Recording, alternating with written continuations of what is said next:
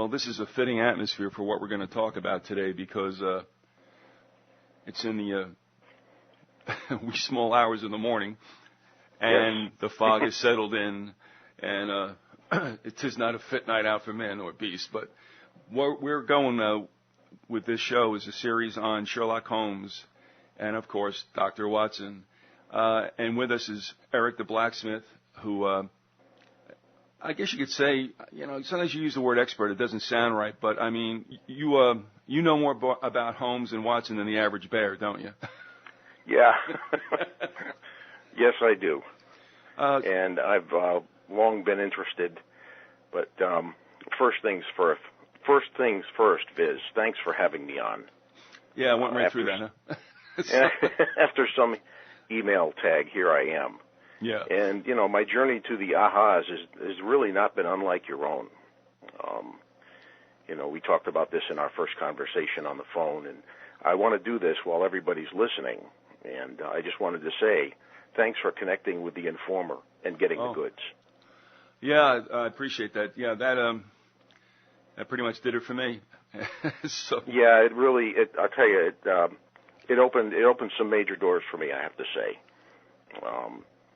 And like yourself, I have nothing to sell. This is a labor of love for me. Mm-hmm. I love music, movies, history, and a good yarn. And I'll tell you, Doyle could spin a good yarn. Now, like you, I'm intrigued by suppressed history, and there's a lot of it. He does put a couple of zingers in his books, doesn't he? Oh my gosh, he certainly does. Yeah. And my wife says I take too long to do stuff. I just like to say I'm half-assed. Okay. Right. What they both have in common is that they're a mystery.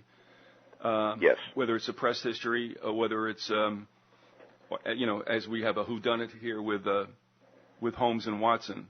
And that's, I think, a lot of people, for the most part, like that kind of thing. They like it, well, at least in the old days. I mean, nowadays it's kind of hard to tell, but people like to be challenged. And those books and the movies upon which those books were based, I think did a pretty good job. Agreed. And for anyone who's just crawled out from under a rock or fallen out of a tree, I'll just lay some background down about Sherlock Holmes. Mm-hmm. Sherlock Holmes is as smart as a whip fictional consulting detective, and he was created by a Scottish physician by the name of Sir Arthur Conan Doyle.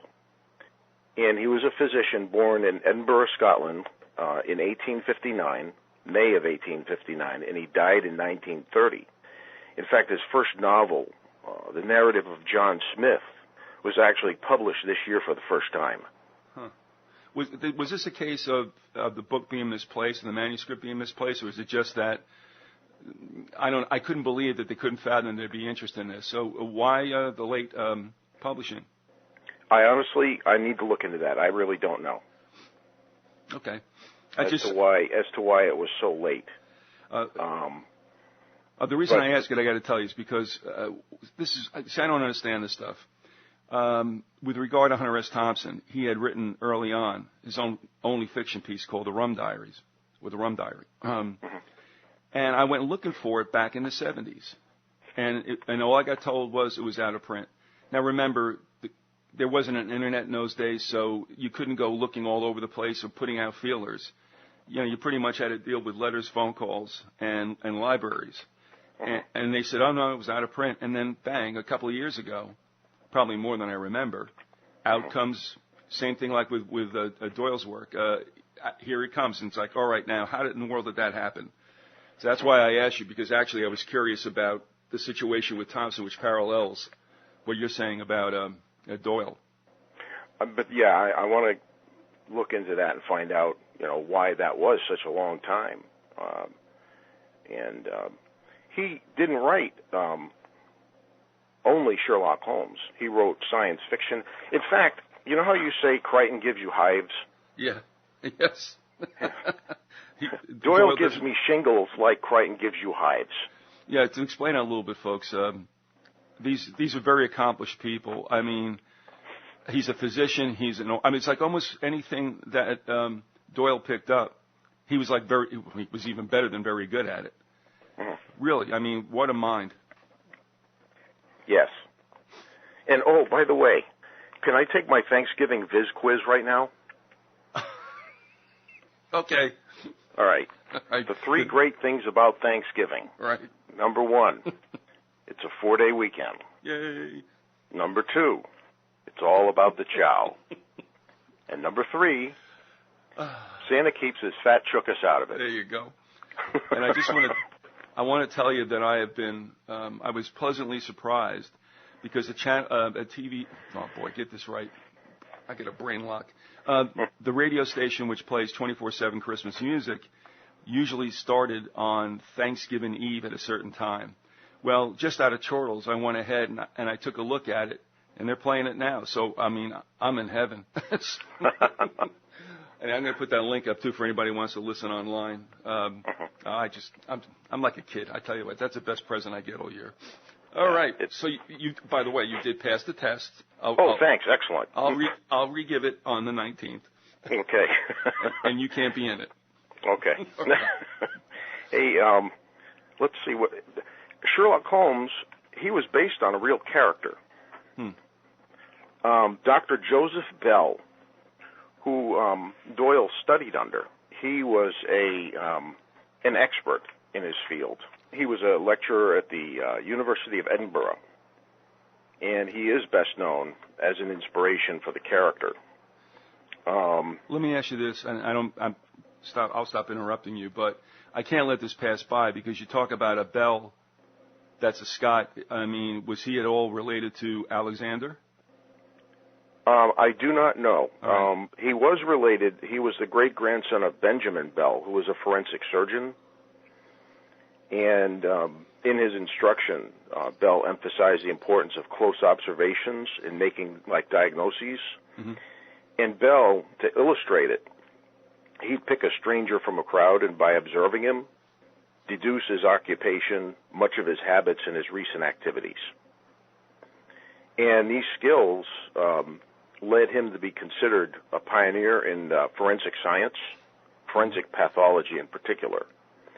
And this was at a time when the science really wasn't widely used in criminal investigations. And it's funny because forensic photography was available at the time, but it wasn't really used in the Sherlock Holmes stories. There was a disaster in December of 1879. It was the Tay Bridge disaster in eastern Scotland. And the engineer, a Sir Thomas Bouch, he designed the bridge. He was deemed liable, and there was debate as to whether he allowed for wind load, and also material defects were suspected. Well, 75 people went into the drink and were killed. 60 were identified.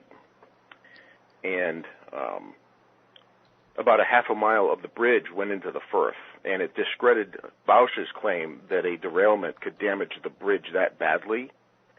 And shortly after the inquest, with his reputation torpedoed, he basically just drank himself to death. But that was pretty much the first recorded example of forensic photography being used.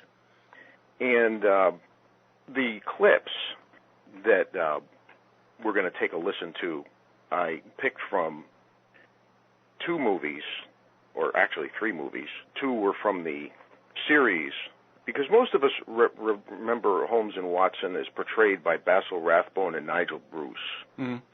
And I got some thoughts about the accuracy of their portrayals as they relate to Doyle's characters. But the dynamics of their friendship and the Victorian memes, I think, are portrayed very accurately, in my opinion. And there are 2 episodes that I zeroed in on. The first is Sherlock Holmes and the Voice of Terror, which was filmed in 1942. The second is Sherlock Holmes and the Secret Weapon, which was filmed in 1940. Now, the 1939 series began with 20th Century Fox for the first 2 episodes, The Hound of the Baskervilles and The Adventures of Sherlock Holmes. Now, the remaining 12 episodes were produced by Universal. And I was amazed, I'll tell you, I was amazed at the contrast between the cinematic and thematic elements of the Rathbone series and the 2009 movie, which I want to say thanks, by the way, for sending me that link to Vigilant Citizen's website, where he goes into some of the symbolism and allegory in the 2009 movie. In the 40s and 50s, for example, when Rathbone and Bruce did the series, and by the way, Rathbone, he convinced Universal to bring it up to the modern time when it was filmed. The first two episodes, when they were done by 20th Century Fox, were set in the Victorian era. And you stop and think about it, in the 40s and the 50s, Elvis had to be shown above his waistline during concerts, and Lucy and Desi had to sleep in separate beds and never say the word pregnant. Yeah, and if they were both in the same bed, one had to have a foot on the ground. That's right. That's true. I know. Yeah. All right, good. And anyway, Sherlock Holmes, he's featured in 4 novels and 56 short stories. And the time settings, I'm going to say between 1880 and 1915, through the Victorian era and into the Edwardian era. And you could say that it was, it paralleled the Gilded Age in the United States. Well, his 4 novels are A Study in Scarlet, The Hound of the Baskervilles, The Sign of the Four, and The Valley of Fear. A Study in Scarlet first appeared in, it was Beaton's Christmas Annual in 1887. And The Sign of the Four, it was published in Lippincott's monthly magazine. This was back in 1890. And in 1891, the first series of short stories appeared in the Strand magazine. And The Hound of the Baskervilles appeared in sections in the Strand from August of 1901 to April of 1902. And only 4 of the Holmes stories aren't narrated by Watson, by the way. And what sets Holmes apart for me are 3 things, really, primarily. His friendship with Watson. It pegs the bromance meter to a solid 11. It's just, what was that from Spinal Tap? Ooh, it goes to 11. What you see. Uh-huh. And I remember that clip that you played. And Doyle really successfully employed the short story arc. With long novels, they're serialized, so if you miss a chapter, you miss an important part of the storyline. So why not have a short story every month? The X-Files, for example, was a good use of a device like that. There were individual standalone episodes, and they were interspersed with an overarching plot about the E.T. critters, the powers that be, and the cigarette smoking man. And number 3, his immersion, and his competence in forensic science.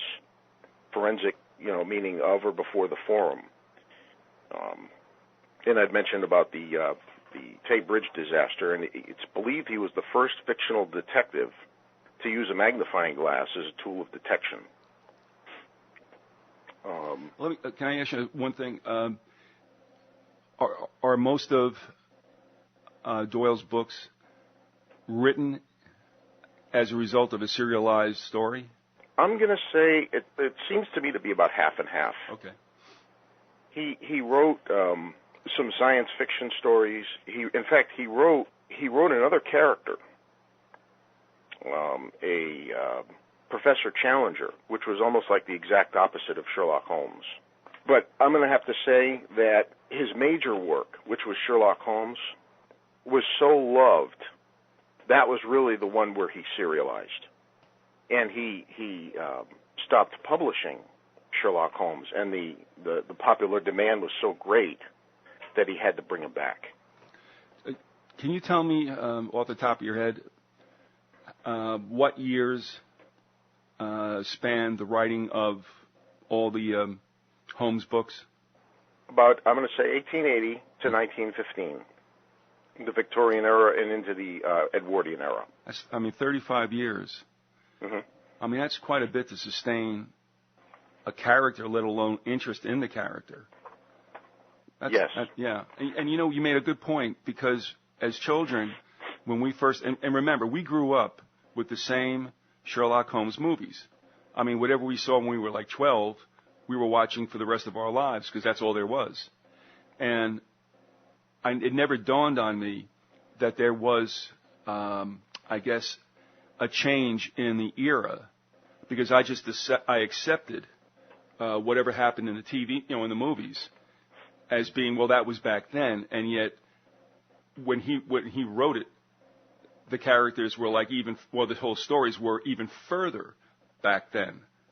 And I guess, I don't know if the movie was, well, see, that's funny because the movie can't really be dealing with anachronisms because they had to move everything up. So, there was very little vestige of the Victorian era. It would seem anyway. And as a youth, I wouldn't have, divined it anyway. But that's interesting because just as a kid, I just took it for granted that Holmes was doing what he was doing right when it said it did. And, of course, you can see how it bleeds into the 40s with the even added element of kind of wartime propaganda. Oh, and the wartime propaganda was actually quite thick in a couple of the episodes. In fact, let me see here. And that's when he lets loose with that famous soliloquy on the island of Britain. What does he call it? I forget what he says. This something or other gem. He says this Rome, which is. Oh yes. Okay, yes, we have that clip. Why don't we hear that? This Rome, it's called. This is at the end of. Which one is this at the end of? Secret Weapon. Sherlock Holmes and the Secret Weapon. After everything's hunky-dory and Watson and Holmes are there on the waterfront and watching the planes go overhead. Yeah, I wonder if any purists over there were upset with the hijacking of the characters for the purpose of, like I said, wartime propaganda. When did Doyle die? He died in 1930. All right, so we never saw the debasement of his characters. No. Actually, quite a British loyalist. He was very much in love with the motherland, so to speak. In fact, he was given a Knight's Bachelor Award for writing an essay justifying England's involvement in the Boer War. Jeez. And it was a short pamphlet. It was titled "The War in South Africa, Its Cause and Conduct," which justified the UK's role in the Boer War and was widely translated. And he Doyle served as a volunteer doctor in, Langman Field Hospital in Bloemfontein. I think I'm pronouncing that right. But this was back in 1900. And he wrote a longer book, The Great Boer War, also in 1900. And he also, Mr. Doyle, ran for Parliament as a liberal unionist. This was once in Edinburgh and once in Howick Burghs. He got a good vote, but he never got elected. And he also was involved in campaign for the reform of the Congo Free State. And he had his fingers in so many different pies. And he also was an advocate of justice. And he personally himself investigated two closed cases, which led to two men being exonerated. The first case was back in 1906. Involved a half-British, half-Indian lawyer by the name of George Dalye, and they were accusing him. The authorities were accusing him of penning dunning and threatening letters and mutilating animals, and he was exonerated because even after he was jailed, the mutilations continued. Okay, yeah. And he was also involved in the case of an Oscar Slater. This was a guy who was a gambling den operator, and he was convicted of bludgeoning an 82-year-old woman in Glasgow to death in 1908. And Doyle got curious because of the inconsistencies in the prosecution case, and this was kind of a general sense that Slater wasn't guilty. And he ended up paying for most of the costs of Slater's appeal. This was back in 1928. So he really was, he not only talked the talk, he walked the walk. And I don't know if you've come across this, and I'm only asking this because it kind of just rings a bell a little bit. At the time that, let's see, around 1900s, at that same time, Cecil, and because of the Boer War, that's what kind of reminded me, Cecil Rhodes had already started his round table. And as I've mentioned every so often, there's a couple of futuristic works that come out of in and around London, no later than 1909. And so there's a decade there where a lot of, I guess you can call it information or whatever, was put out with a certain kind of theme, and that was, I guess, global domination by Britain. Oh, absolutely. And in fact... and that's funny, too, as it's waning, but still in all, Rhodes the one who gets labeled with the remark, it's the white man's burden to rule the world. That's right. And then also you see some kind of, I don't want to say jingoism, but even maybe some discrimination in the works of Rudyard Kipling. So yes, they didn't kind of hide it, and there was an intelligentsia in and around there. But you can't place Doyle necessarily with Rhodes, can you? Not really. I never really connected the two. I'm just wondering too whether or not, and I don't know how this works. I'd probably ask Liam for whatever he knows or has been told through his family. Sometimes I wonder if there was some kind of elitism in what do I want to say, the true Brits, as opposed to being a Scot. You know where I'm going with this? It's kind of like, yes. And then you got the Welsh and all that other stuff. So, well, and one can ask, how do the British colonies appear in relation to England and to London in particular in these stories? How did the stories deal with racial and ethnic differences? We can see Holmes, for example, and there's a story. The name of the story is the Five Orange Pips, which involves the Ku Klux Klan. Gypsies, in the episode of The Speckled Band, the short story The Speckled Band, which was Doyle's favorite story. He had a list of favorites, and The Speckled Band was right at the top. It was about a guy who uses a poisonous snake to kill one of his daughters, and he's going to try to kill another of his daughters so he can continue to get an inheritance. There was another episode involving Asians. And it's interesting how he portrays Americans as sort of rough and tumble. Usually the Americans that appear in the stories are very rough and tumble. And it's interesting, Irene Adler, who's a frequent protagonist, is from Jersey. Oh, that's interesting. Yeah. And well, you know what's funny about that time too, and I forget who we were talking about this with. But like for instance, we go into the present with this usage of the British or Australian dialects in commercials we're watching right now. There seems to be an abundance of those who use that kind of dialect, and we were thinking, well, gee, why is that? Because usually, I would assume that Americans associate all things British as a little bit more high blown, if you will. Well, yes, a certain character by a certain insurance company, for example. Yeah, I'm going to kill that thing. They started out giving him a very refined accent, British accent, and then they debased it into Australian. Yes, they debased it in Australian, and it's funny because Bill Hicks did a great riff on the Brits versus the Australians. And he said, why would anybody want to stay in England and be a good citizen when they're freezing their gonads off, when they can go to Australia where it's nice and warm and have a great time by being thugs and criminals? You got to hear this riff. It's great. I know. But there is an association like that. And so even in movies that are set in the United States, there seems to be this theatrical employment of a British accent in all the American actors. And I just got done going over that with somebody, and I believe it might have been Annie Colvin. So especially when you said the one actress is from Jersey, it's like, well, she had to lose that dialect in a hurry.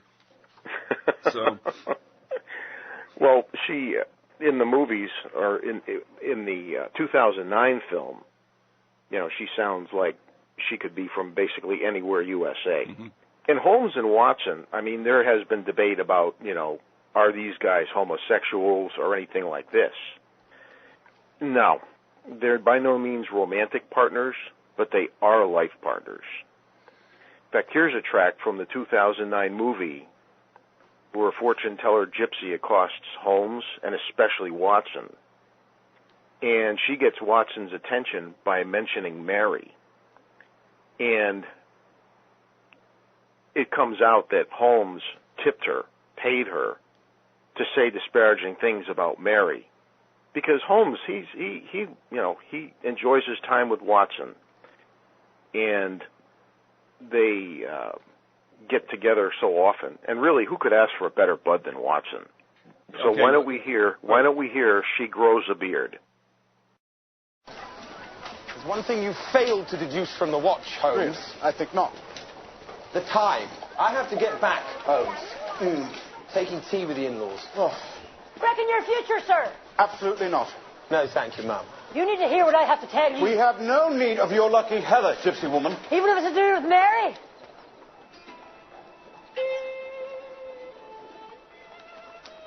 Oh, I see two men. Brothers. Not in blood, but in bond. What of Mary? And for Mary, for marriage. Oh, you will be married. Go on. Oh, I see patterned tablecloths and, china figurines and, lace doilies. Doilies. Lace. Doilies. Holmes. Does your depravity know no bounds? No. Oh, she turns to fat and, she has a beard and, What of the war? she's covered in warts. Enough. Are they Enough. extensive? Please, enough. It's the most apt prediction Flora's made in years. And precisely the reason you can't find a suitable ring. Do you have my money? You are terrified of a life without the thrill of the macabre. Do you Really? have my Admit it, admit it. Give me my money! Admit it! Holmes. Oh, I see.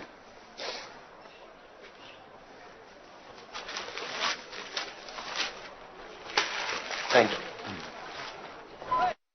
There's a bit of inconsistency in the movie between Watson's description of Holmes' cat-like personal hygiene and what the movies say about it. Here's the clip. They've just come back from the waterfront after almost getting killed, and Watson is, he pretty much bangs on Holmes pretty hard about his habits. So why don't we hear Watson tolerant anything but Mary, though? I haven't slept all night. Not a wink. Why I ever believed that I would get to have tea with Mary's parents is beyond me, having been talked into going with you.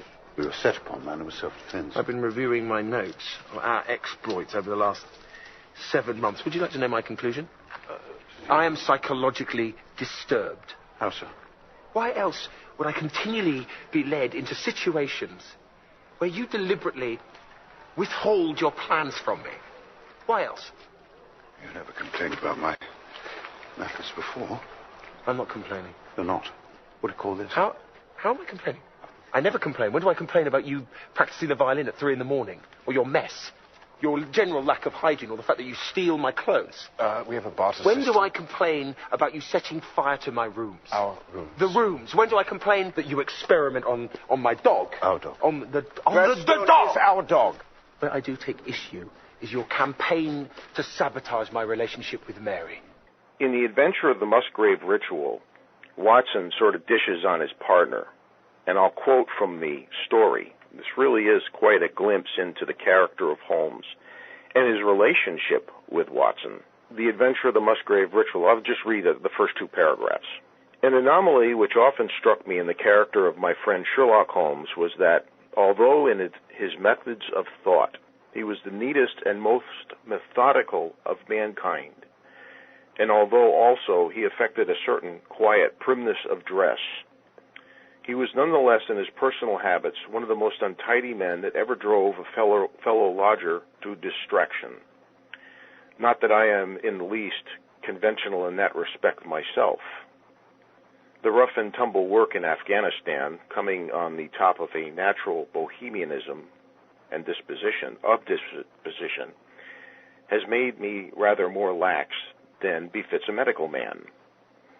But with me, there is a limit, and when I find a man who keeps his cigars in the coal scuttle, his tobacco in the toe end of a Persian slipper, and his unanswered correspondence transfixed by a jackknife into the very center of his wooden mantelpiece, then I begin to give myself virtuous airs. I have always held, too, that pistol practice should distinctly be an open-air pastime, and when Holmes, in one of his queer humors, would sit in an armchair with his hair trigger and 100 Boxer cartridges, and proceed to adorn the opposite wall with a patriotic VR done in bullet pox, I felt strongly that neither the atmosphere nor the appearance of our room was improved by it. Was there a Mrs. Hudson in the books? Yes, actually there was. And it's interesting because a gentleman by the name of Kefauver, oh, by the way, there's a clip where he is doing that target practice, and I love how they did it in the movie because he was trying to develop a silencer for his pistol. Well, I could have told him he should have used an automatic, but this is the clip from the movie, the 2009 movie, where Holmes has target practice. Let's hear that clip. Okay. 156/80. Very good. My nerves are the best they've been in years, thanks to you. Tell me something. Your new premises, when are you moving in? I should be in within the week. Cavendish Place. And there'll be a woman's touch, too. Oh, well, that's marvellous. Indeed. Good God! That was gunfire. No. Hammer and nail, wasn't it? My colleague's probably just putting up a painting. I'll go and check. Your colleague? Yes. Won't be moving with you, will he? No, he won't. Mrs. Hudson. I won't go in there by myself.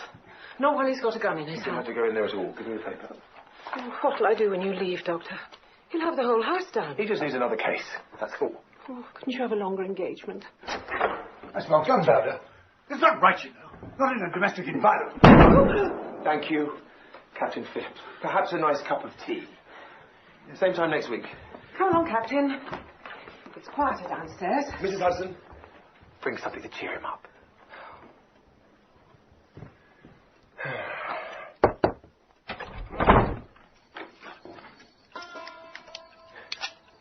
Permission to enter the armory. Granted. Watson, I am in the process of inventing a device that suppresses the sound of a gunshot. It's not working. Oh. Can I see that? Oh.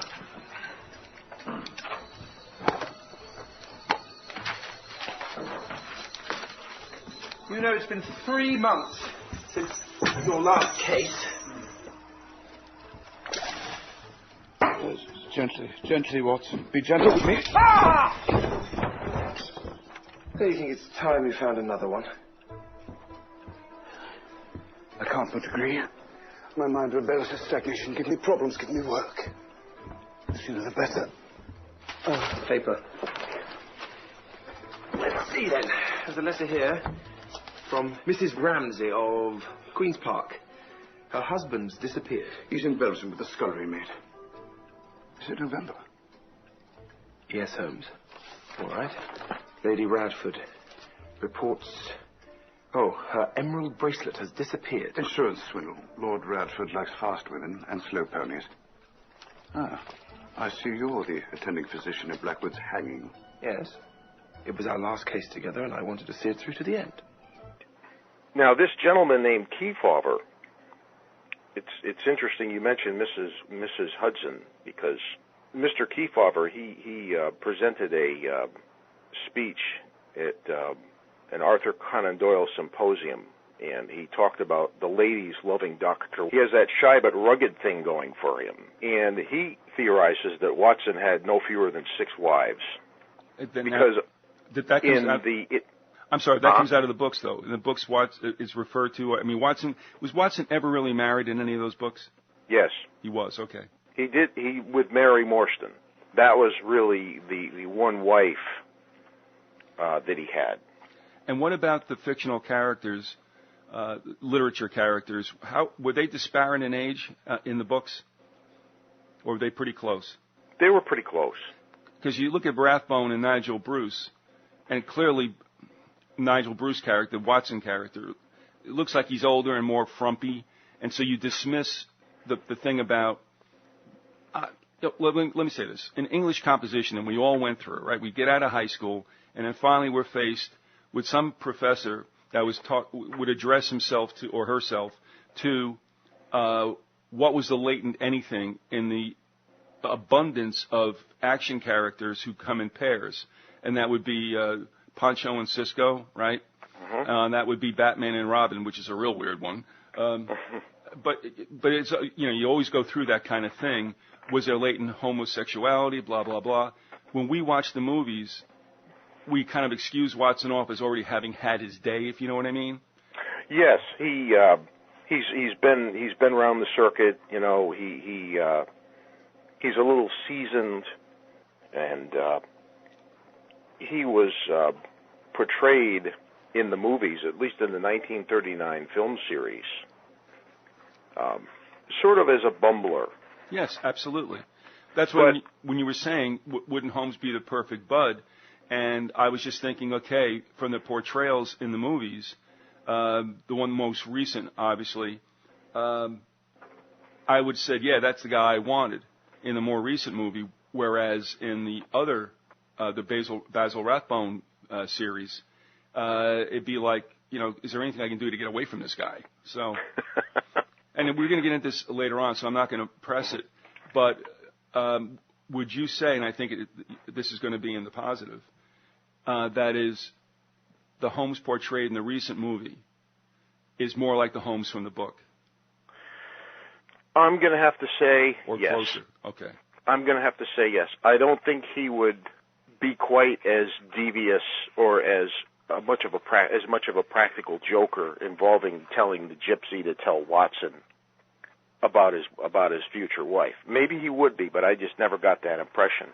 But the appearance of Holmes, very tall, very thin, Robert Downey Jr., he played an excellent Holmes. He didn't look much like Holmes, but he played an excellent Holmes.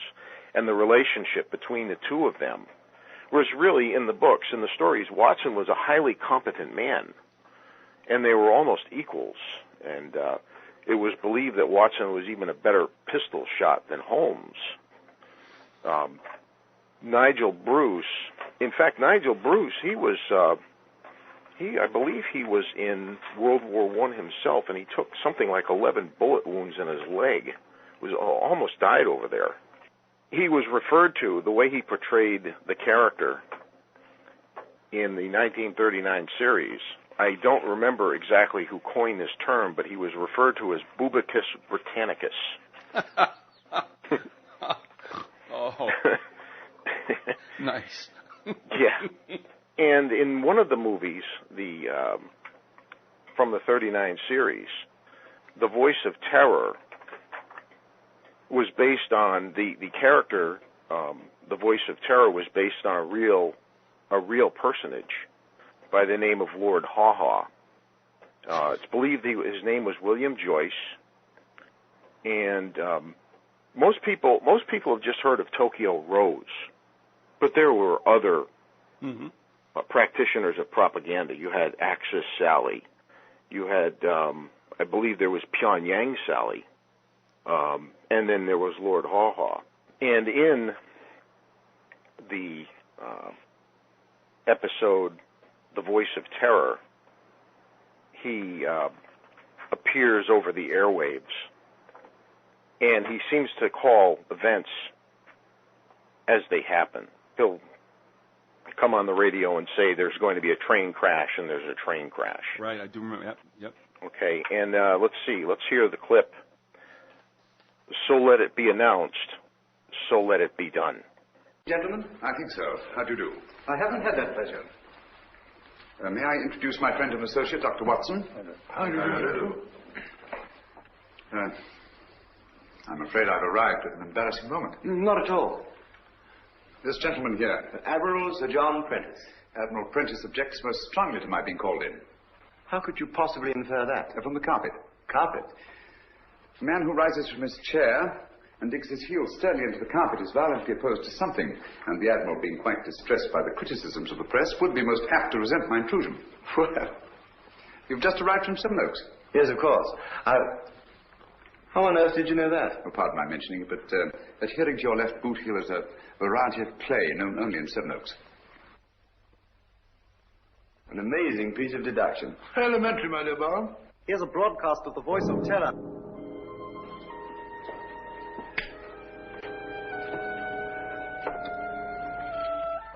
Greetings from the Third Reich.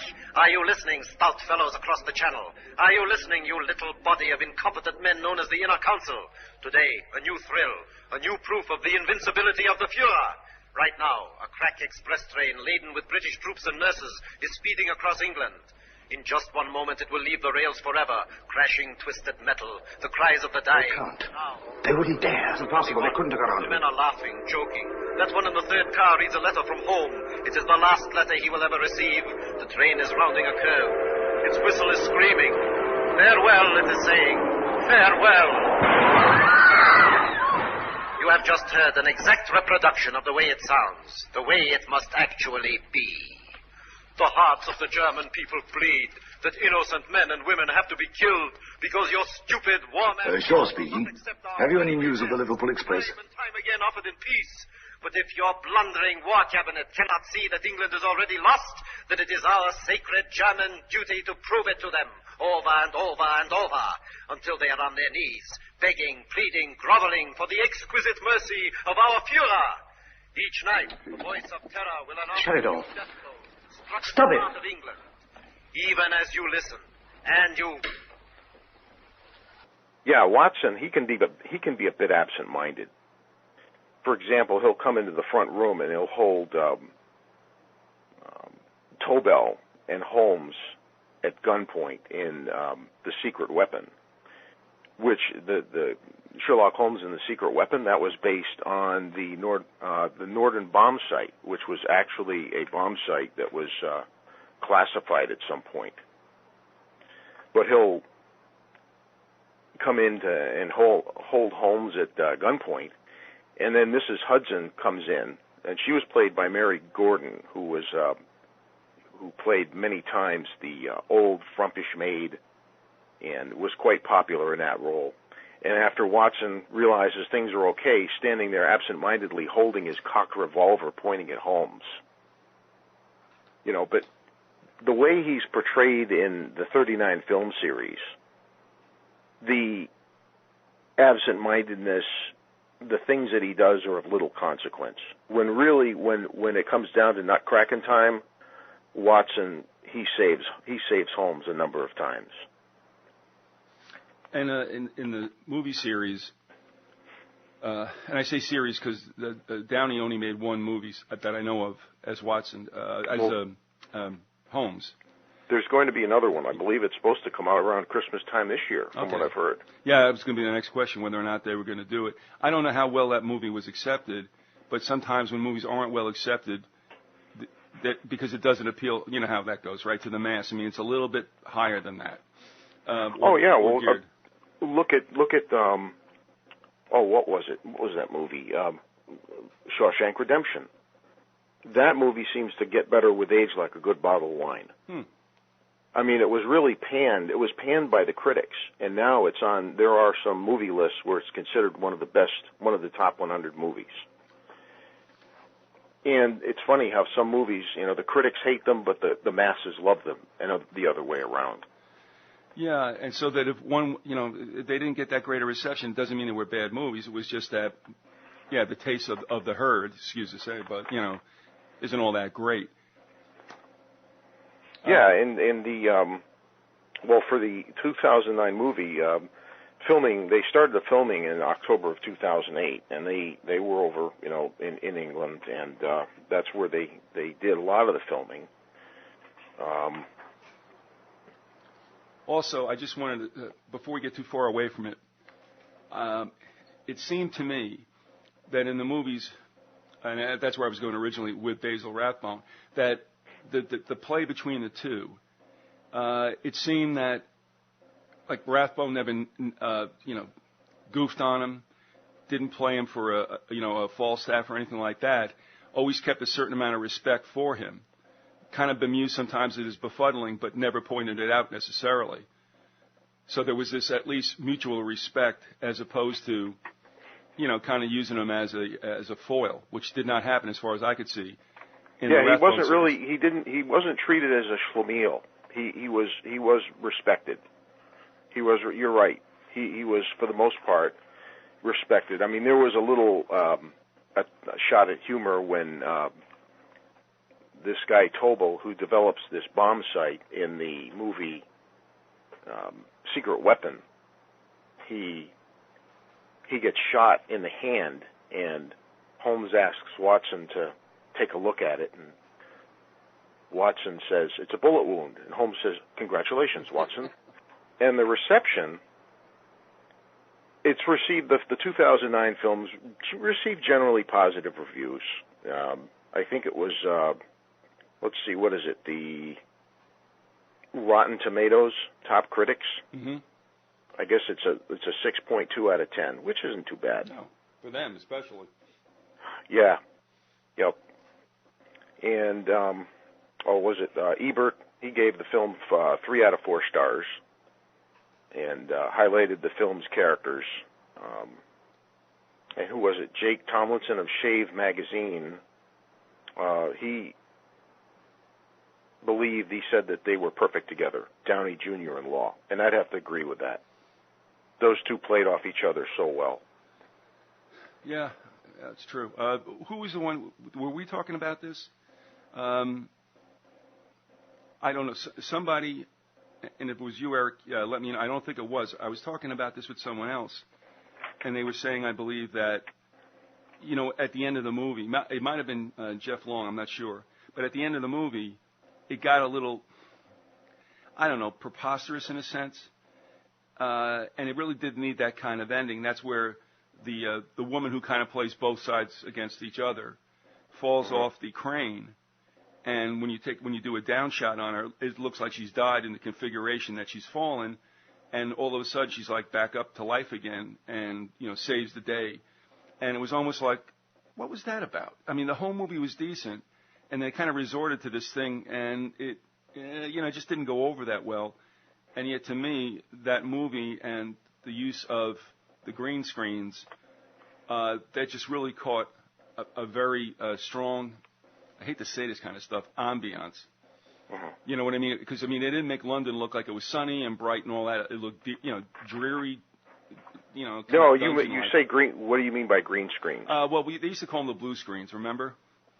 It's kind of a rear screen projection in a sense. Or a color mat. You could call it a mat, where they had period buildings there behind them, which of course isn't. Because when they do the interviews on the making of the movie, you'll see Downey and some of the characters, in their director chairs, and behind them you'll see this inexplicable green screen, and I'm assuming that's the one they projected some of the old scenes of the waterfront, which of course do not exist today, but did back then. Right. Yes. Yeah, I picked up on that as well. I thought the ending was a bit comic. Well, definitely Hollywood. Yeah. Yeah, that was not a way to end it, but. No, well, Irene Adler, she, there really wasn't, at least in the books, at least to me, I never really got the impression that there was a romantic relationship between the two of them. But, being the Victorian era, and how the Victorian era, I almost liken it to the ocean, whereas it appears very calm on the surface, but underneath there was a lot of roiling and a lot of heavy stuff going on. And you'd mentioned in one of your interviews, I don't remember who it was with, but you talked about The Naked City, Mm-hmm. which was a wonderful series. Yeah. And in one of the stories, the short stories between Holmes and Watson, where they're talking between each other, and Holmes says to Watson, "Look at this city of 4 million people. Imagine if we could fly out of our rooms and over the rooftops and look in and see what people were doing. Imagine the real drama that goes on." Oh. And Sherlock Holmes was portrayed as not really particularly caring much for the country. He liked the city. He felt that you got away with more stuff in the countryside as opposed to the city. At least that was the impression that Holmes portrayed. Holmes lost 4 of his cases, I believe, which was always sort of a bee in my bonnet about some of these programs. Well, you said lost the cases. You mean he didn't get the bad guy? He didn't get the bad guy. There were 4 cases, I believe, that he didn't get the bad guy. And this has long been a pet peeve of mine, too. Murder, She Wrote, and Columbo are good examples of from what I see as a 1,000 batting average. Mm-hmm. Sorry. Here's something else to consider. Holmes isn't acting in an official capacity, so he can bend the rules unlike his Scotland Yard right. buddies. Yep. Mm-hmm. And he does bend the rules. And one of the appeals of Holmes to me is, yes, although he had his methods and his routines, the stories and accounts, and this is very important, they've never struck me as formulaic. Well, let me ask you a question about the bad guy getting away. Was that at all related to serialized versions of his books? In other words, I was going to say this to you as one of the questions I was thinking about before we spoke, and that is I thought it was interesting as an adolescent, and even to this day, though it's a little frustrating that Moriarty, for instance, would get away. But then, if you're in a serialized situation, or even if you're just putting straight books out, that getting away might be a teaser for people to go after the next, want to consume the next work, whatever it should be. Well, it was interesting. It's interesting you mention that, because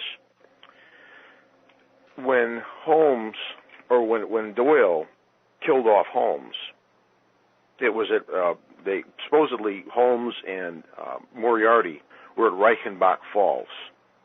I believe this is somewhere in Switzerland. And the Hound of the Baskervilles appeared after Doyle got so many complaints about killing off Holmes. And he does come back, and Watson doesn't even recognize him because he's in disguise. He knocks some books out of his hand, knocks some books out of Holmes's hand. Well, Holmes comes back to Watson's apartment and says, "Oh, I'm sorry about what happened." And Watson says, "Oh, you make too much of a trifle." Well, he turns around and there's Holmes standing there, and Watson, for the first time in his life, he said, "For the first and only time in my life, I fainted." So that's how he brought back Holmes. And supposedly they both went over the cliff. Moriarty falls to his death. Well, Holmes managed to hang on to that convenient little shrub that's hanging off the side of the cliff. This was, oh yes, I remember it now. It was The Adventure of the Empty House. Okay. The Adventure of the Empty House, which is basically a whole show in itself, particularly with regard to the inventions like the air guns involved. And I have quite a bit of firearms experience. I'm a instructor for pistol permits in Connecticut, and I've got quite a background on pistols, and particularly black powder firearms and the guns of the Old West. So when I read that in Adventure of the Empty House, I'm really intrigued, because Dr. Moran, or Moran, M-O-R-A-N, was one of Moriarty's confederates. And Holmes arranges, by the use of a wax dummy, and Mrs. Hudson goes in and switches the position of the dummy about every 15 minutes to make it look like Holmes is actually sitting in his chair. Mm-hmm. And the way the light plays against the window, it looks like Holmes is sitting there. And he baits Moran, who's a famous big game hunter in the Empire. And Holmes and Watson are sitting in this empty house, and they're waiting for Morin to come in. He opens the window, crouches at the window, pulls out this air gun, cocks it, loads it, and fires, and basically perforates Holmes's wax figure's head. And right there, they're on him. And Holmes catches him. And this was like one of Moriarty's final buddies that came after Holmes. Okay. And it's apparent that Moriarty wasn't Holmes's only enemy. In fact, I'll read from The Adventure of the Empty House, a paragraph. This is when Holmes is explaining to Watson what happened after they went both over the falls. It came about in this way. The instant that the professor had disappeared, it struck me that a really extraordinary lucky chance fate had placed in my way. I knew that Moriarty was not the only man who had sworn my death. There were at least 3 others whose desire for vengeance upon me would only be increased by the death of their leader. They were all most dangerous men. One or other would certainly get me. On the other hand, if all the world was convinced that I was dead, they would take liberties, these men. They would lay themselves open, and sooner or later I could destroy them. That it would be time for me to announce that I was still in the land of the living. Then it would be time for me to announce that I was still in the land of the living. So rapidly does the brain act that I believe I had thought this all out before Professor Moriarty had reached the bottom of the Reichenbach Fall. And this is from Adventure of the Empty House, when Morin is attempting to kill Holmes. And I'm sorry if I'm all over the map here. There's just so much here. Oh, no problem. Okay. One of the things I was thinking about, too, and this is just trivial, but it brings back these thoughts, as far as killing off protagonists and such in any kind of serial books or movies. But if I think I remember correctly that Ian Fleming had left you in one book as if Bond was dead. And then, yes, I'm not sure if it was You Only Live Twice. I think that's where they brought him back out again. Maybe that was it. And then, but the thing is, he's so wasted that I think if I remember correctly from the book, he comes back and tries to kill M, or they knew he would try to assassinate M, and they stopped it, and then they figured, this guy's just pretty much not over the hill, but he's just been kind of smashed. So they put him on some kind of like almost suicide mission because they feel they can't work with him anyway, and of course he pulls himself out of the whole thing. But I often wonder with Ian Fleming whether or not he might have paused and said maybe this will be the last one, and kind of left it, maybe he's dead, maybe he's not, and of course came back and Bond lived on again. And Fleming, he was involved in MI6 and MI5, if I remember right. Yeah, he was intelligence. Yes, he was intelligence. As I'm talking, I've got one of my little kitties sitting on my shoulder. She's just perched on my shoulders right now. Is she planning to strike anytime soon? No, she's just mellowed out. She's just sitting there. It just reminds when you have the birds. It reminds me. They not being creatures of the night, they're still cutting some Z's. So. Yeah. Oh gosh, let me see. Let me see if I can pull up a clip. In Voice of Terror, Evelyn Ankers is Kitty, and she has a proper English accent, new English accent. Of course, to get the good, she has to get close to the bad guys, a little bedsheet bingo, a little pillow talk. It's amazing what one can learn from Sweet Nothings. And it's funny because the scene in the cafe almost reminds you a little bit of the House of Commons, a completely different animal from our dignified Senate. Right. House of Commons members, the hearings and meetings are quite raucous, and they can be peppered with volleys of stinging insults.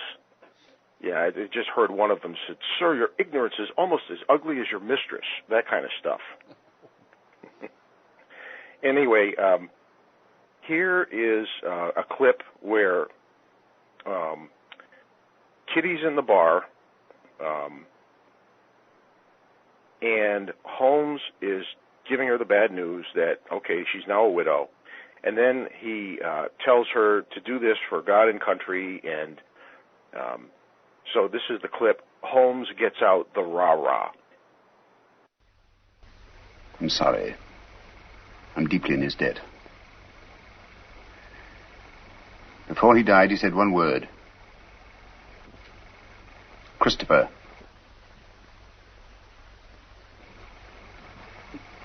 You know what it means? I've got to know. What's that to me? You want to avenge Gavin's death, don't you? I want nothing to do with it. No, with you. I never had any dealings with the police, and I won't start now. I'm not asking this for myself. Our country, England, is at stake. Gavin was killed not by his own enemies, nor even mine, but by the enemies of England. So that's it. Yes, Kitty. The Nazis killed him. Help me to find out what Christopher means, and I promise the man who murdered Gavin shall pay for it. Think, Kitty. The cutthroats of the world menace us all. You can help stop this savagery. Yes, you, Kitty. It would take the police weeks, months perhaps, to find out a certain piece of information we must have. That's not so with you and your friends. You know every nook and corner of London. Get them to help us. We need their help.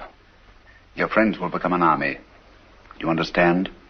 Secret, invisible, and mighty. And you will be at their head, Kitty. You will be their leader. Now, when he talks about she and her Confederates knowing London in and out, it's a very subtle reference to the Baker Street Irregulars, which is a group of street urchins. They help Holmes on some of his cases. They're just boys. And he said, to Watson one time that they can basically go anywhere and hear anything. And now that was in the books, right? Yes, group, okay. The Baker Street Irregulars were in the books. And Wiggins was he was sort of the lead of the irregulars. Now, Doyle, he was almost resentful that Holmes was as popular as he was, because he liked to write, his favorite genre was historical novels. He wrote several historical novels, and a couple of them, if I'm not mistaken, were set during the 100 Years' War.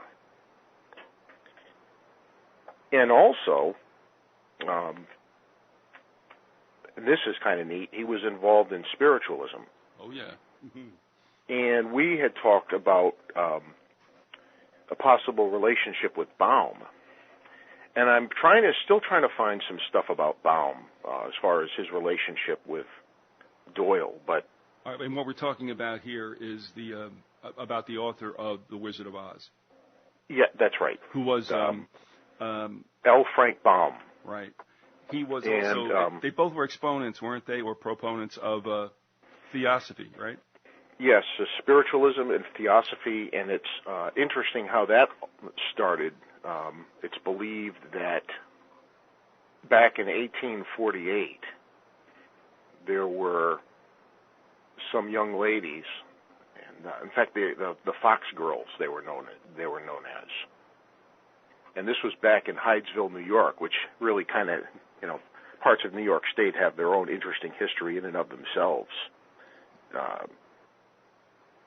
Back in 1848, this house, which had a reputation of being haunted, and it's believed that something happened here which launched the movement known as modern spiritualism.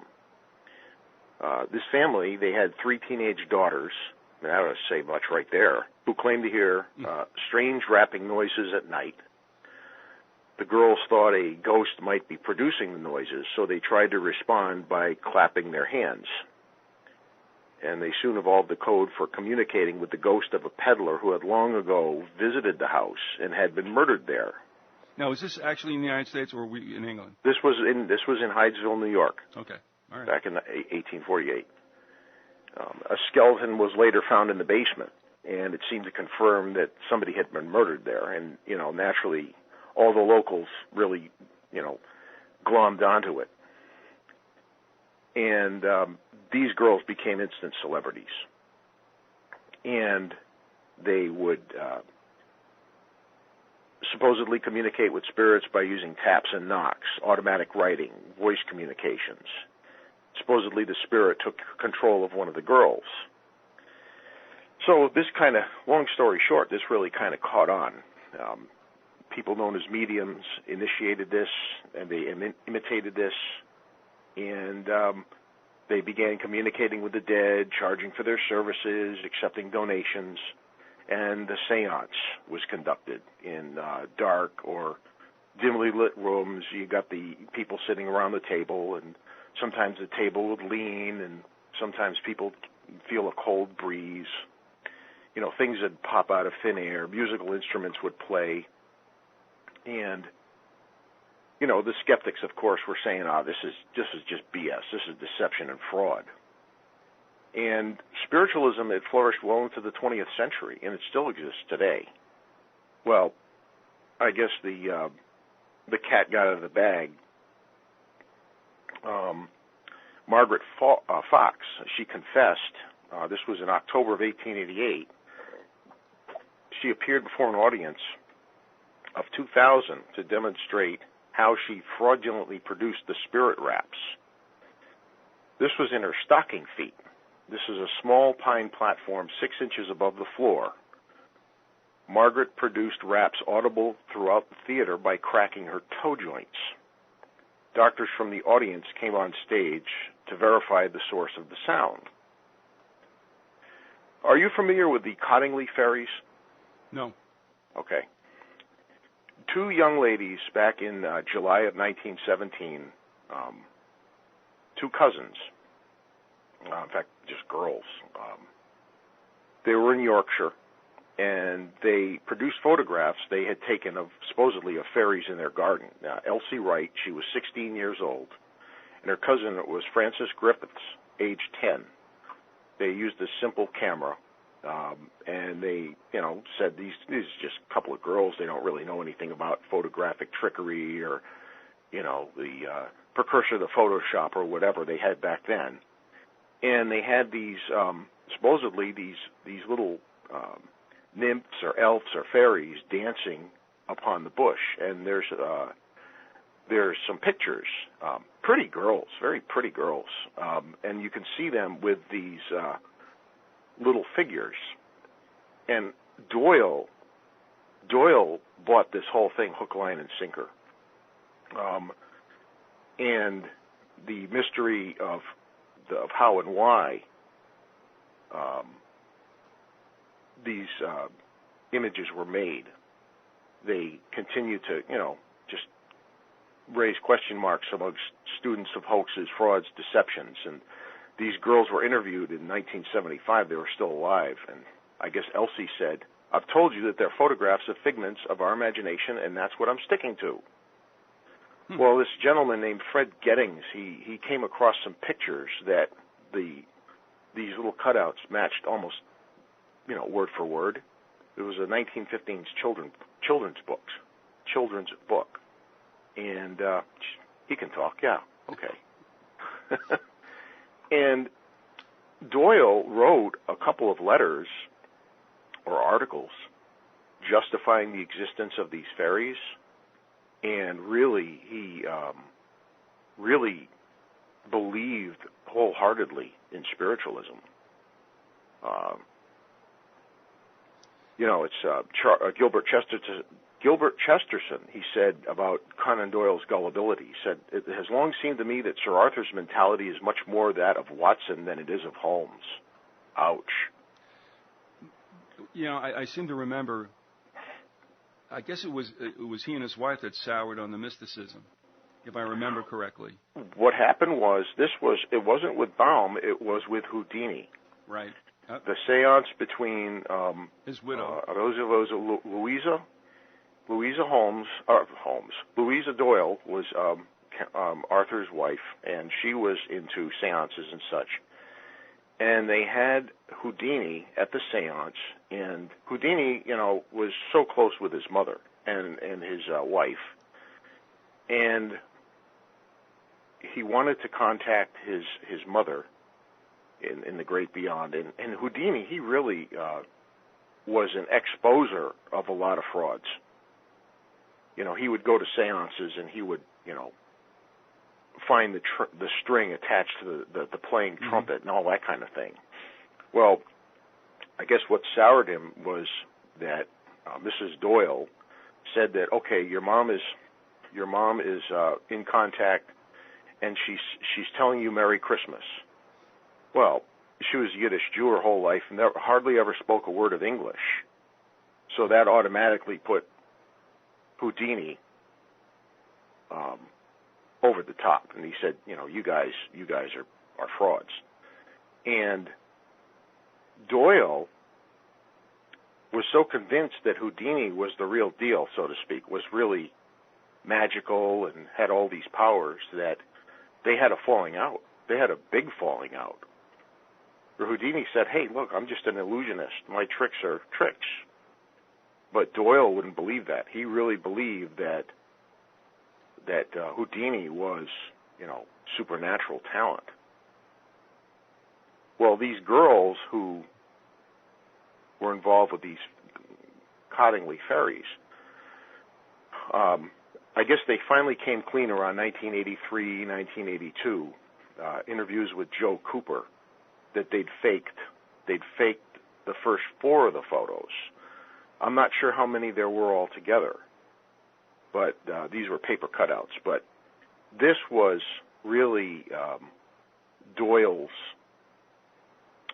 entrance into spiritualism, and he even wrote an article for The Strand in December of 1920, and it was titled "Fairies Photographed: An Epoch-Making Event."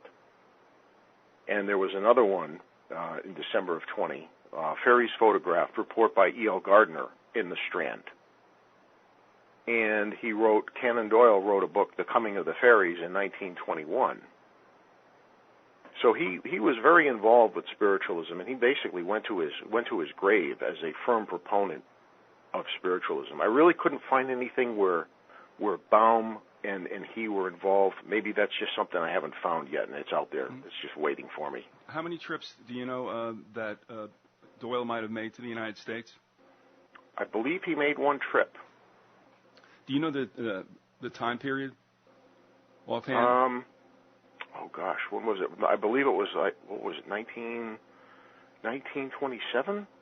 It was short. It wasn't too. It was very late in his life. Right. That he did this seance, and it's interesting because Baum, the whole story of the Wizard of Oz. I mean, there's so much allegory there in those stories. But that would be interesting if there was a connection between the two of them, between Baum and Doyle. Yeah, and there were characters. Who wrote Solar Ponds? Author. And Solar Ponds is believed to be Sherlock Holmes with just a different name. Was it August Derleth? Was the author? You got me. Yeah. It's the first time I've ever heard of this, actually. Yeah, August Derleth, I believe. He wrote Solar Ponds, and he didn't want the name to sound obviously too much like Sherlock Holmes, but he sort of picked up where Doyle left off. And he wrote a number of stories. And there were cases mentioned in the Sherlock Holmes canon, but weren't written about. And Derleth wrote some of these stories.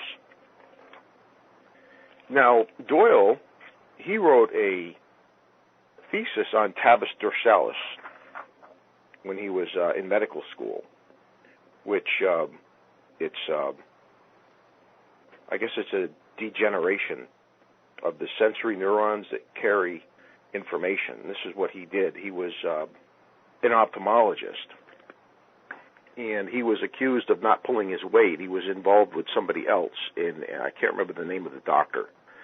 And then he went to his own practice, and hardly anybody showed up. From what I understand, I don't even know if he got any patients.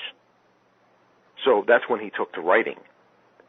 And Sherlock Holmes was really his greatest success.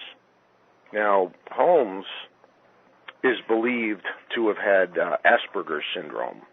There was somebody who theorized that the way Holmes was portrayed and the way his personality was is that he had this almost like a savantism of sorts.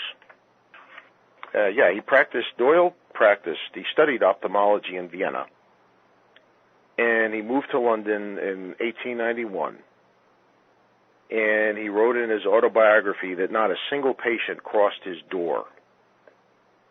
This gave him more time for writing, and in, I guess it was November of 1891, he wrote to his mother, "I think of slaying Holmes and winding him up for good and all.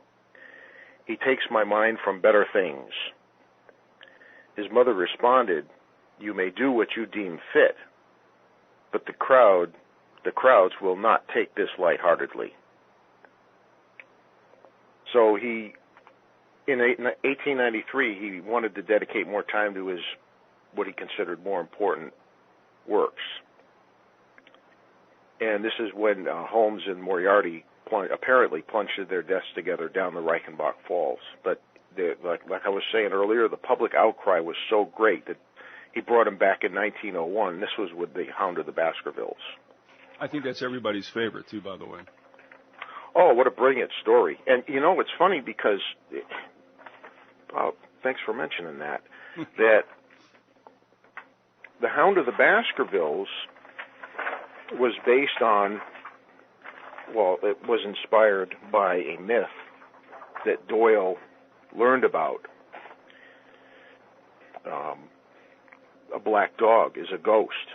Folklores of the British Isles. Black dog, or black shuck as it's called. It's considered, an otherworldly thing. It's a nocturnal apparition. It's supposed to be larger than a normal dog, has big glowing eyes, and it's often associated with electrical storms. Black shucks appeared at crossroads, places of execution, ancient pathways, and this was in Dartmoor. I guess a squire named Cabell. He was a huntsman who supposedly sold his soul to the devil, and he died back in the 1670s. Black hounds are said to have appeared around his burial chamber, and this ghostly huntman, I guess he's supposed to ride with black dogs, and this tale inspired Doyle to write The Hound of the Baskervilles. Now, again, that motif of a black animal, I can't remember which it was, but that showed up in, I believe, Marlowe's Faust. The familiar spirit was either a black cat or a black dog. Yes. And you also mentioned something that hit on my ears as far as lore goes, and that is when you mentioned the crossroads. Mm-hmm. And that goes back, in the United States, too, to Robert Johnson, who also believed he had a hellhound on him. So there you go again with the supernatural animal. And I think it might have been it might have been a dog in Marlowe's book, but it was a familiar spirit, I think, embodied Mephistopheles. So, you get that. It's kind of interesting because there is that motif. And as soon as you said with crossroads, I'm thinking, because I was saying to myself, boy, this whole thing's reminding me. And then you go crossroads, and I'm like, Robert Johnson, man, hellhound on my trail. Yep. And this is in Herefordshire. It's a fierce black hound. He's supposed to be in the middle of the road where a gibbet once stood. Now, gibbet, I guess that was where they hanged people, I think. And the Welsh myths are replete with dogs as well. So it's interesting how this creature inspired Doyle. And it's like real criminals Like, for example, William, I believe the name was William Palmer. He was a British doctor back in the late 1800s, and they called him the Prince of Poisoners. So there was just so much material to work from. Oh, and by the way, it was believed that Bell knew who Jack the Ripper was, because when he named who he thought it was, the killing stopped. The guy who inspired Holmes. Do you know who he fingered for? Was it one of the royalty? I believe so. I don't recall the name right off the top of my head, but he did name somebody who he thought who it was. But the Hound of the Baskervilles, it's a fascinating story, and I also consider it one of the greatest. And there's a website where you can hear and download files. Can I give them to you? Sure. Okay. One is freeaudiobooks.com, and the other one is, let's see, HTTP, the usual : etc.usf.edu/lit, that's LIT, the numeral 2, go, /. And there are MP3s of many different authors, including Doyle. And freeaudiobooks.com has The Hound of the Baskervilles in sections. And it's really a good source of the files. And I recall the other day you were talking about in one of your Stuff and Things about... Listening to something other than Patriot Broadcasting. Exactly. Yep. Yeah. And that just, my ears went right up when I heard that. Back to Lord Haw-Haw, when he was giving his speeches from England, he had a very genteel, upper-middle-class voice. And he was eventually hanged, this William Joyce. And it's believed that other personages were involved, but William Joyce was the most prominent. And he was hanged. See if I can find the name of the guy who did the hanging. Albert Pierpoint, who came from a family of executioners. And he was the only executioner in British history who received a letter, I believe from the Assizes, asking him to reconsider his leaving the trade. So yeah, like I said, there's just so much here. Also, there's the whole subject of Watson in Afghanistan. Yeah, that's a show unto itself, I would assume. Absolutely. Yeah, that was very interesting, because one of the first things you wrote to me about was that historical episode popping up in fiction, and this connection between, once again, the West and the Afghanistan, Middle East region. Yes, and two of the four novels that Doyle wrote, two of them had links back to the United States. One of them was The Valley of Fear, and the other one was The Sign of the Four. No, I'm sorry, A Study in Scarlet. And this is where Holmes and Watson first meet. A Study in Scarlet is where they're introduced to each other by an old school chum of Watson's. And it involves the history of the Mormon Church, the Nauvoo Legion, and there's just a lot there with the West and Utah. And the Sign of the Four was more of an international setting, where they were involved with, if I'm not mistaken, was it diamond smuggling? I believe it was jewel smuggling. And, of course, the Hound of the Baskervilles just took place in the Moors. Well, I think that's what captured everybody, too. I mean, not only was the story a good one, you also had that kind of eerie setting, on the fog-draped moors and all that. Yes. And also, I think, and this is just innately what I believe that all of us kind of like as far as when we want to be frightened, and that is you're on the inside of the castle and you hear the threat outside, but you're okay inside the castle, if you know what I mean. Yes. there's a certain kind of security and protection there, but you like to know that outside the doors they're waiting for you. So. Yeah, that's a good analogy, and it's very prominent in the Hound of the Baskervilles. And that's the only one that really has stuck with me, and it's the one I'll watch over and over again because I know the ending and all that other stuff, but it's one of the rare few movies where I can just sit there and look at the scenery or the scenes or whatever, and just kind of absorb that and want to be cast back in that time, so to speak. Well, yeah, it's interesting that my wife and I, we went to Wales last spring. Her niece lives in Llanberis, which is in the northwestern part of the country. And when I tell people that there are palm trees in England and Scotland and Wales and Ireland, they don't believe me. Right outside of Runnymede, at one of the roundabouts, are 3 huge whomping palm trees. And these aren't transplants. These are actually in the ground. And you can see them around Wales, too. Well, that's interesting because I had a friend, a guy I played high school ball with, who went off on a basketball track and played at Montclair. And then he went over and played pro basketball in Switzerland. And he came back, he goes, you won't believe this. He goes, there's palm trees in Switzerland. And so I wanted to ask you, though, the only way that could exist there was that it was in a valley, I guess, and protected in a little bit of a warmer microcosm, if you will, or a micro environment. Is that the same thing with that situation in the UK? Yeah, it's very similar. Well, it's a lot like the climate of Portland, Seattle. You've got the Gulf Stream, and that's one reason why it's so, they say it's so foggy in London. Well, it's true, because if you look up through the clouds, it's like a thin cloud cover, but above that cloud cover, you can see the blue sky. But you've got these 2 fronts hitting each other all the time. Mm-hmm.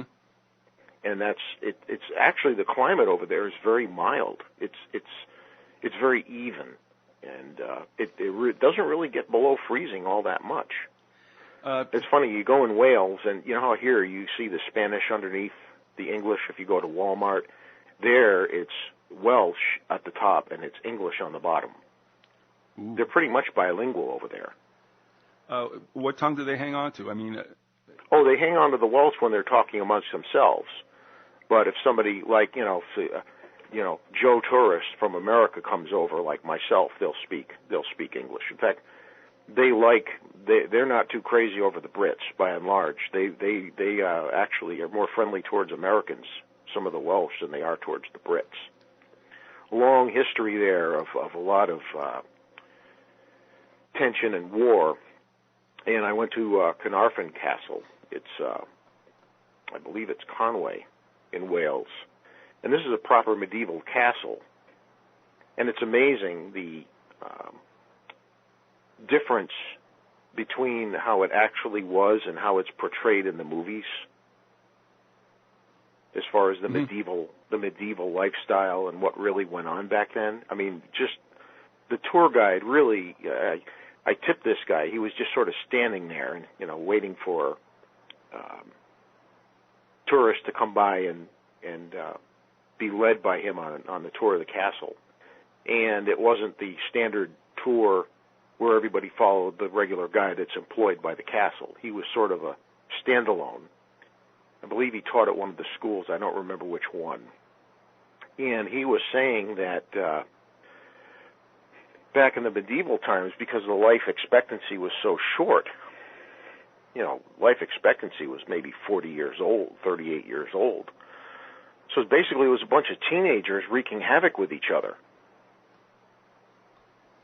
And that the inside of the castle, where you just saw bricks and stone, a lot of them were painted white on the inside with different types of ornamentation, and the moat that was surrounding the castle was pretty much an open sewer, because that's where a lot of the excrement went and all that.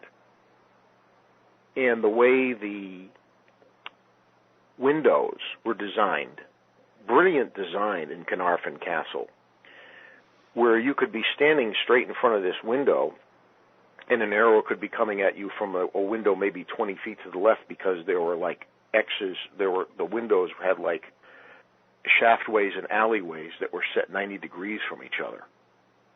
So it was a brilliant defensive fortress. Did you, when you were over in Wales,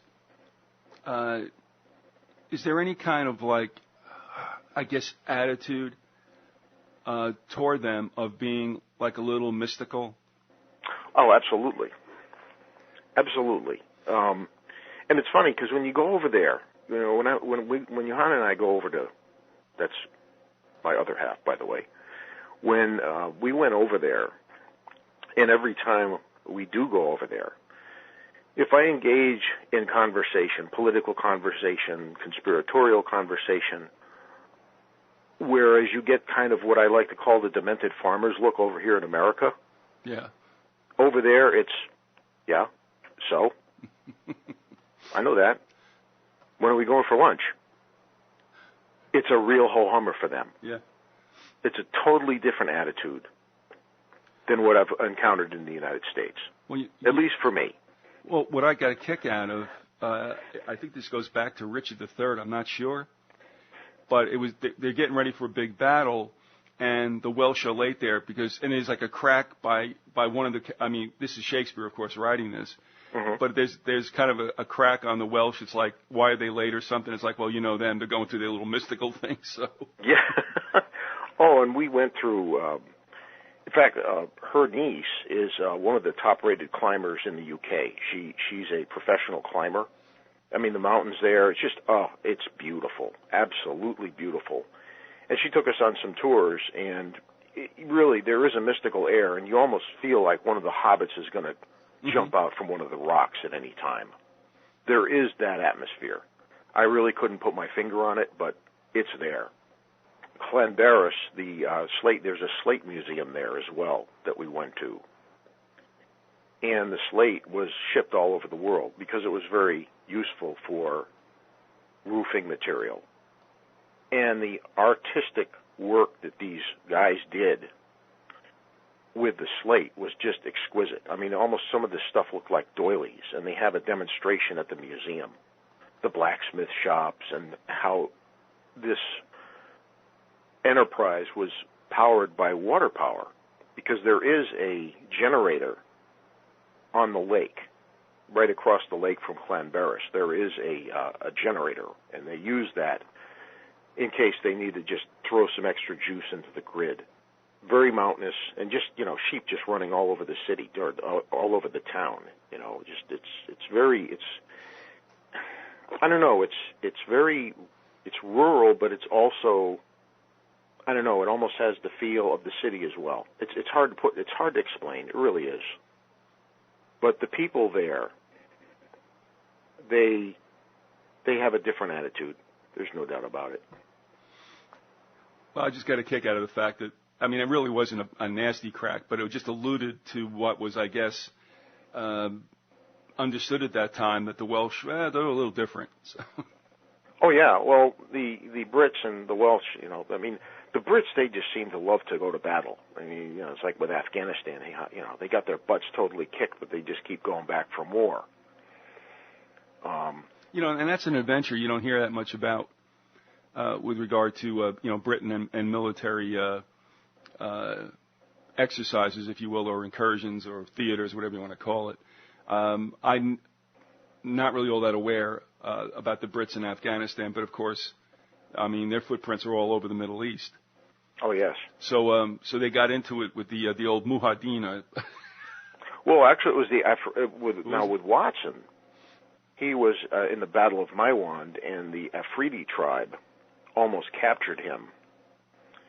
And they talked about the Jazale bullet, which now the Jazale was a type of firearm used by the Afridi.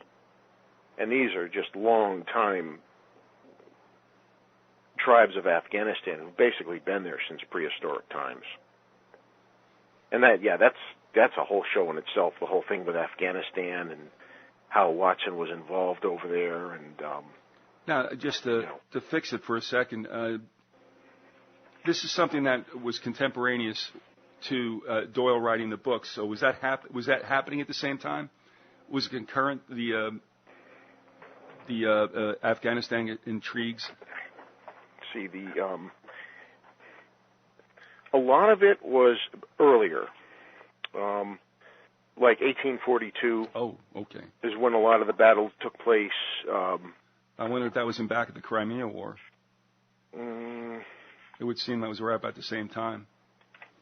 I believe so. Yeah. Yeah, you had the first Anglo-Afghan War around 1839, and back in 1859, the British took Baluchistan, and Afghanistan becomes basically completely landlocked at that time. But most of the Battle of Maiwand and the real major battles took place around 1839 to 1842. That's when the first Anglo-Afghan War took place. Actually, in 1878, you had the start of the second Anglo-Afghan War.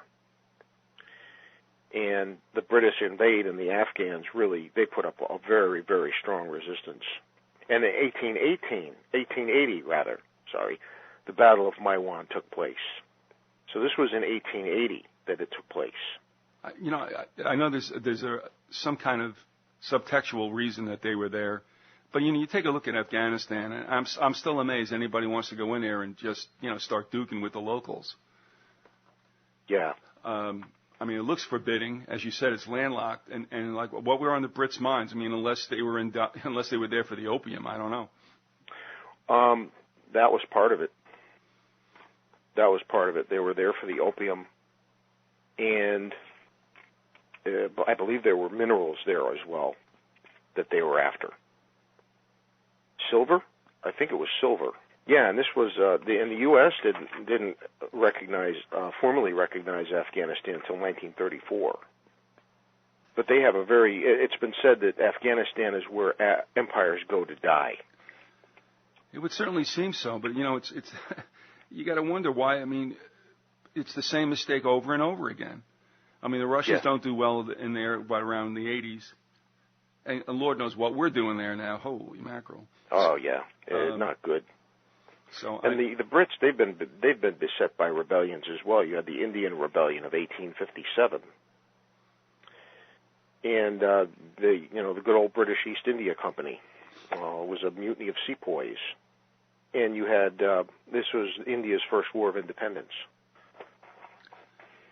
Oh yeah, and then you had the uprising in in Egypt and Sudan, which gave us the famous blunder, you could say, with the defense of Khartoum. Mm-hmm. I guess at that period, that's when they realized that militarily they couldn't defend all this. I guess you know how I feel about this as well. Rhodes said as much, that he wanted to bring the United States in, basically as a dumb beast to fight the wars that they could no longer. So here you see the far-flung British Empire supposedly in decay, whatever. But the thing is, you realize that they couldn't be shedding blood. It was just too much now. And that's when the United States came into it. But by that time also, though, obviously, Britain supposedly decolonized and gave these other countries their freedom, India being one of them. But we went through that whole thing with Joan Beyond years ago about how the Brits supposedly exchanged freedom for their votes in the UN. So that's another whole story. But again, things started to seem like we were going south on the Brits. And I think that's even behind the book that was written by Doris Lessing. Mm-hmm. What is it? The Grass is Singing? I think that's it. But anyway, as a metaphor here for the British Empire supposedly going into desuetude, and so that was pretty prominent, I guess, around the turn of the even before the beginning of the 19th century. Let me see, got that right? Yeah, I think. Yeah, before the 20th century. Sorry.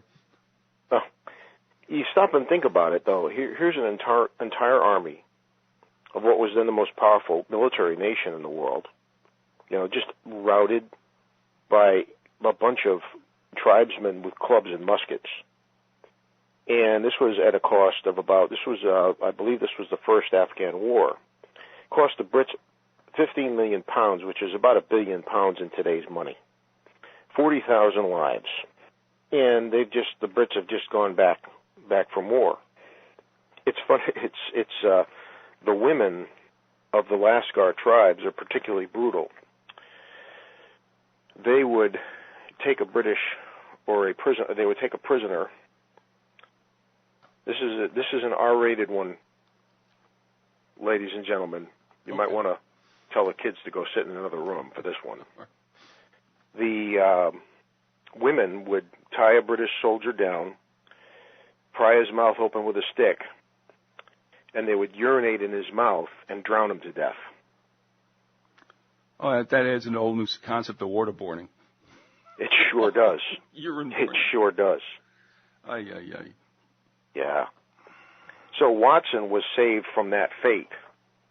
I can't remember who it was that did it, and Doyle evidently gave Watson 2 injuries, because in some stories he talks about the bullet wound in his leg, and some others he talks about the bullet wound in his shoulder. So we figure he got shot twice. Well, Keith, thanks a lot for having me on. I really appreciate this. I've enjoyed this. I'd definitely like to continue this series on Holmes. This is great, and I'd like to next time talk about how it all began. Mm-hmm. The first story of the Sherlock Holmes character, which was A Study in Scarlet, and Watson and Holmes meet through the introduction of one of Watson's old school chums. And they happen to bump into each other, and Holmes is looking for a roommate, and they meet in the laboratory, and Holmes is working on an experiment that has to do with hemoglobin in blood to determine, is blood really blood, if it's found on a garment, or is it just something that looks like that? Okay. And they come across a case where a man is found poisoned in an abandoned house, and another one's found stabbed. And it goes back to the Mormon Church in the United States and a long simmering score that somebody wanted to settle. All right, thanks. And we'll look forward to segment number 2.